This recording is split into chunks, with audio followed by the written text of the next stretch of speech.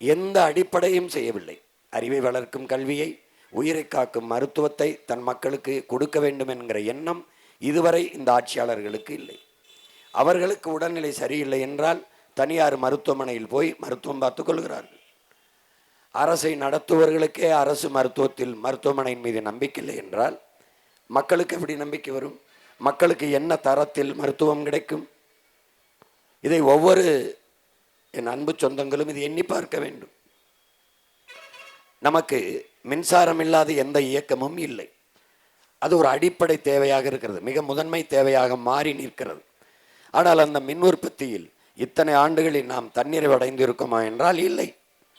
பிற மாநிலங்களில் இருந்து தனியார் முதலாளிகளிடம் இருந்து வாங்கி நாம் மக்களுக்கு கொடுக்கிறோம். வாங்குவதில் முதலீடு செய்கிற நம்முடைய அரசுகள் உற்பத்தியில் முதலீடு செய்வது இல்லை. தொடர்ச்சியாக வாங்கி வாங்கி வாங்கி 20,000 கோடி 25,000 கோடி இப்படி வாங்கி வாங்கி மக்களுக்கு கொடுக்குது. அந்த வாங்குகிற காசை பர்ச்சேஸ், அதில் முதலீடு செய்கிற காசை ப்ரொடக்ஷனில், உற்பத்தியில் முதலீடு செய்வதில்லை. அப்போ உற்பத்தியில் முதலீடு செய்தால் ஒரு நிரந்தர தீவை இன்றில்லை நாளை இல்லை நாளை மறுநாள் எட்ட முடியும்.